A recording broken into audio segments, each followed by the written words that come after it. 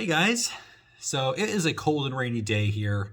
I finished up filming for the Homestead channel, Next Level Homestead, a couple hours ago, and if you watched that today, it came out today. You know we're having some wet weather. You know we're having some crazy weather. Had major hail the other night. It was almost like snow. And it's going to rain today. It's been raining all day hard. We get a break tomorrow, and then it looks like it's going to rain on Monday, Tuesday, Wednesday as well. So whether it's raining on you, or maybe you're in the snow, or maybe you have nice weather, but if you have one of the first two, I always love to take that as an opportunity to get some learning in. Whether it's reading or, watching a video like this, you can't be out in the garden physically. And so what you're doing is you're just preparing for being out there, and you're learning. So when you are able to get out there, you can put all that new knowledge to use. So I thought what I would do today is take this rainy day and just kind of sit down here and just talk with you about 12 mistakes that beginner gardeners make or longtime gardeners make. We all make the same mistakes, really. When it really gets boiled down, I've been gardening for 35 years this year. And maybe some of you just started this year, last year before, 2020. We're all making the same mistakes. Now, some of us catch it because we know what those mistakes are and we can correct it. And that's what I'm hoping this video will do for you, is take the advice of me, who has been making these mistakes. And at least if you start to go down that path of making the mistake, you'll realize it and you can kind of veer the other way. So I'm just going to go through these 12 things, talk about them a little bit. If you guys have any questions, please leave them down in the comments section. Also, if you can think of any other mistakes that maybe you've made that other people might want to watch out for, go ahead and stick those in the comments as well. All right, so the first one I have here is not creating a plan. And that is a problem for two reasons. Number one, a plan just gives you the oomph to get out there and work with that plan. If I don't make a plan, which I didn't have a real plan drawn up until last week, or maybe not even a week ago. And so I kind of felt like I was just lost and floundering. And then all of a sudden you feel late because you didn't plant the seeds, because you didn't have the plan. Are you with me? Do you feel that sometimes? And so I sat down and I looked at my notes and my video that I made from last year that I told you guys to do. So that's probably the first mistake, but we'll lump it in here, is not taking notes from year to year on what worked, what didn't work, what you grew too much of, what you didn't grow enough of. So I used all those notes and I put together a plan for my vegetable garden this year. And it doesn't have to be fancy. It doesn't have to be on the computer, on fancy software. It doesn't have to be even on graph paper or down to the square footage. But that does help because you can kind of count then how much you can grow in a certain spot. So once I had all that, I knew how many peppers I wanted to grow, how many zucchini I wanted to grow, okra, all the different things.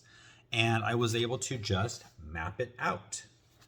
And it didn't take that long, but now I can go through and look at how many seeds I need to get started for each of these things to match what I need in the beds. So you need the plan for just getting the oomph to get out there and then knowing what you're going to do going forward. Now, you may not stick with that plan 100%. In fact, I'll guarantee you probably won't. I don't think I ever have. But at least it's a track to run on. All right, the second mistake would be ignoring the needs of your plants. And that could either be the amount of sun they need, the amount of water they need, how much space they need. And the seed packets will tell you. They'll just follow what the seed packet says. Except for when it comes to rows. If you're growing in raised beds, you don't have to worry about rows. That's for if you're needing a place to walk down through.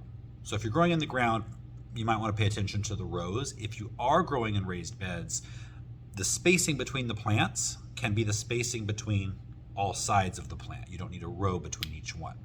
As far as sun requirements, I have a video on vegetables you can grow that will tolerate shade. I will link it down below. But most vegetables, I'd say 90% of what you're going to grow is going to need at least 6 to 8 hours of sun, direct sun, every day. So if you're planting a new vegetable garden, make sure you pick the sunniest spot you've got. And then the watering needs of the plant. Most things you're going to grow need consistent moisture. Consistent moisture is going to go very far I think that's one of the most important things, and probably one of the biggest mistakes people make is not watering enough. And we'll get into that in just a second. The third mistake is to grow things that you don't even eat. And I've done it. I still do it. I'm trying to do it a little bit less this year because I know what we eat a lot of, and I know what we don't eat much of. And that's why from year to year, those notes are important. You know, I grew a ton of okra last year, and we've still got a ton of okra frozen, freeze dried. I mean, it's all still there. You know, sometimes I grew things to have a cool picture for Instagram. Now, if you do this for a living, maybe that could be helpful. But if you don't, make a list of what your family eats most of. You know, for us, it's root crops, carrots, potatoes, those type of things. Greens like lettuce, zucchini. We don't eat a lot of eggplant, so I'm not growing a lot of eggplant. And this is especially important if you have a small space garden. Don't take up space with things you're never going to eat. The fourth mistake is planting at the wrong time. And this could be two different ways. Number one, it could be the wrong season for what you're planting. And number two, it could be the wrong or too early or too late in the season. So as far as the season goes, you know, we have cool season plants and we have warm season plants. Now, right now, depending on your climate, a lot of the cool season crops are finishing up. They might grow for another couple of months still, but now is the time to be thinking mostly about your warm season garden. And I have a link, I'll link it down below, a worksheet on our website under the download section that you can download. You can put in your frost date, last frost date, so you need to know that. I'll have a link for that as well. But you put in your frost date, last frost date, and it will tell you when it's time for all the different summer crops to start the seeds or to put them out in the garden after they're already transplants, or if you buy transplants from the garden center. So that worksheet will really, really help you. Number 5 is overcrowding your plants. Just planting too many plants in a small space. Now, if you're growing in raised beds, you can get away with that a lot easier because of the deeper root run and the more light and fluffy soil. You can plant more intensively. But again, follow the directions on the seed packet for spacing. You are growing in raised beds, don't worry about the rows. Planting crops closer together doesn't mean you're going to get more crops because you have more plants. You're actually going to get more crops if you have less plants and they're planted the right amount of space, but you have the right amount of space between. Because when you start to overcrowd them, a lot of plants, especially if you live in a wet summer climate, you have a lot of humidity, there's no airflow through all those plants if they're all bunched up together, and so they end up getting diseases like blight and powdery mildew and wilt and all these other things that you don't have to worry about or you don't have to worry about as much if you keep those plants a little more separated. Mistake number 6 is not having an easy way to water. And I made this mistake up until just a few years ago. I would water by hand everything. Now, I could never do that here at this size of property, but it was doable. It was a couple hours, daily in the summertime. Now, I kind of enjoyed that time. It was time with my plants. I could, keep an eye on things. It was relaxing to me. But when it's, 95 degrees outside, 2 hours standing out there, even with the cool water coming out of the hose, it gets old. Not only that, but you forget. Things come up. You don't stay on a watering schedule, and plants will suffer and get sick and possibly die. So not having an easy way to water, for me, that is drip. A drip system has been invaluable to me. And if you don't get regular rain where you live in the summertime and you find yourself out watering and probably not giving them enough water or forgetting, then drips are the way for you. And I'm going to be doing a video on drip irrigation very soon. It's going to be literally step by step through the process in a new area. Our cottage garden has no drip irrigation. And so I'm going to basically get you started from the PVC pipe that comes out of the ground or the faucet that you're using, and then all the way through the garden, show you everything you need to know about drip and make it super easy, because it really is easy. It's way easier and less intimidating than you ever thought. Let me know if you've installed drip and you found that to be the case. Number 7 it kind of goes along with the whole watering thing. Now, I made this mistake last year. We moved to this new house, and it was our first summer last year growing here. During the winter, I did mulch my cool season crops, and I found that there were a lot of snails here. We didn't have any snails at our last house because the rats took care of them all. We don't have rats here that I know of. And so we have a lot of snails, and they started eating everything, and they would hide under the straw mulch. So in the summer, I thought, well, I'd still need to mulch, and so I would use the straw, but maybe there's less moisture, and so maybe less snails. The problem is I had the whole grazon scare last year. It turned out not to be grazon, but I thought it was, so it freaked me out, and so the bales of straw that I had to mulch with, I had no assurance that there wasn't grazon in there, and so I didn't mulch in the beginning. And my plants suffered because it gets hotter here in the summer than it did at my old house. And that mulch, once I finally put it on, it saved the day. I mean, I no longer had to water daily. I watered every 3 days. So a good 2-inch layer, if you can get organic straw, or wood shavings, or anything organic and safe to use in the garden, if you can get that on there, especially if you can put it over your drip system, if you have a drip, then that water never sees the light of day. It goes right into the soil and stays there. There's no evaporation. And weeds, if you have a lot of weeds, mulch is going to keep those down too. So, I can't stress it enough. Mulch, mulch, mulch. Number 8 would be using synthetic fertilizer. Now, this is a hot button issue because so many people use Miracle-Gro. I did an entire video, I'll link that below, on why I don't use Miracle-Gro. And then I also did another video, which I will link, on what I do use and some free options that you have that you could either make or might have access to right around your house. The thing with, in a nutshell, the thing with things like Miracle-Gro, synthetic fertilizer, they're very strong and can burn your plants. But if they don't burn your plants, a lot of times they have so much nitrogen in them. If you see me keep looking over here, we put out a bird feeder, and finally the birds are there. And I've been just loving watching them all day because they're flocking to it. I guess since we got a break in the rain, they're just covering it. They're fighting over it. So I'll try to keep my eyes on you. When there's a lot of fertilizer, more than the plant realistically needs, that doesn't mean it's not going to take it in. And so you're going to get a lot of explosive growth. And what happens is it can become floppy. The plant can't support it. So it will either just bend over, break off. It'll also grow so fast. And you know what fast growth does? It makes the plant weak. And it is it's much more likely to be attacked by pests and disease when you've had that real fast, real quick growth. And so you want a well-balanced organic fertilizer. The numbers on those are always much lower, which you might think, well, I'm not getting my money's worth. But really you are, because they're made from organic sources, like I use Neptune's Harvest. And there is so much more in there than just the NPK, the nitrogen, potassium, phosphorus. There's so much more in there. Minerals and humates and just everything that helps build the life of your soil, not just feeding your plants.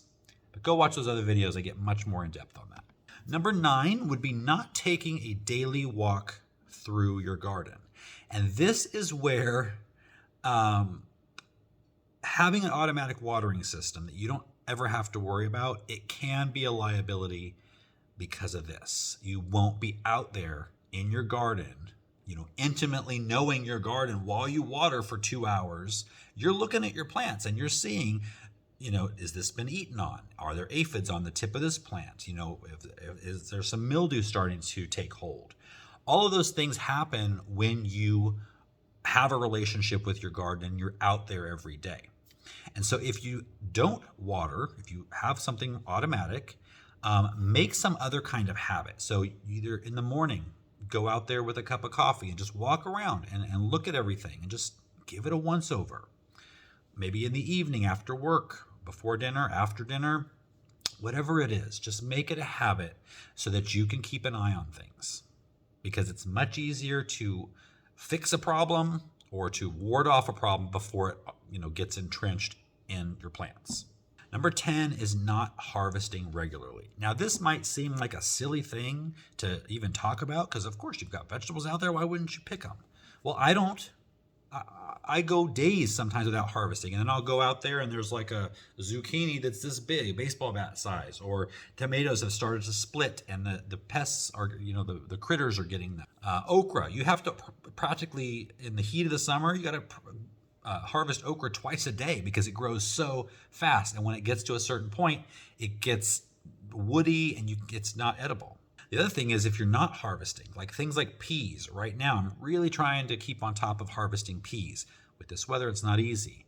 But once you let the plant start to make seeds, and that's what's happening when peas are forming in the pods, when it goes too far, your plant thinks it's done its job. It's reproduced, the seeds are there, it's ready for the next generation, and it can just kind of stop producing and start to die. That's not what you want. So the more you pick, the more you harvest, the more that plant will keep producing and the longer life it will have throughout the season. Number 11 is not attracting beneficial insects to your garden. Now, I just happen to have an entire book on this. Companion planting for beginners, how to attract all of these good bugs that are going to help protect you from pests, from disease, bugs that are going to pollinate your plants, and how to bring all of these in just by planting the right companions. That's really the only way to do it. You'll see bugs like ladybugs in a box or a bag or something at the store. Don't buy those. They actually can cause more harm. If they even stick around, they can cause more harm than good. So plant the right plants. A lot of those are flowers, and it just makes your garden more beautiful anyway. So why wouldn't you want to do that? It makes your garden look beautiful, and it attracts all the bugs that are going to be there to take care of the bad bugs that end up coming into your garden. Okay, the last one, number 12, is not continuing your garden education. And I don't think we have to worry about that because here you are watching this video. Now, I've been gardening for 35 years this year, and I never stop learning. I bought several books this winter to read, and I've learned a lot just this winter. I recommended some books a few videos back. Check those out. Check out my book or videos. If you're a visual person and you would rather watch videos, I got pretty much a video on everything on this channel now. So continue that education and enjoy that. Enjoy the learning about gardening, not just the process, but it can make these winter months go by so much faster and be so much brighter when you're thinking and dreaming and learning about what you're going to do this following year. So you've done that. You've done your homework. Here's 12 mistakes that you don't have to make. But if you make one of these mistakes next year, the next year, the next year, after 35 years, it's okay. It's not the end of the world. Nothing falls apart. Just try to keep these 12 things in mind as you go throughout the season. And one of the biggest ones is spend some time with your garden. It's a stress relief, and you can keep on top of anything that's just getting started so you can nip it in the bud. I hope these 12 things helped you. If you learned something, please give the video a thumbs up. Subscribe if you haven't already. Share it with a gardening friend, and I will see you next time.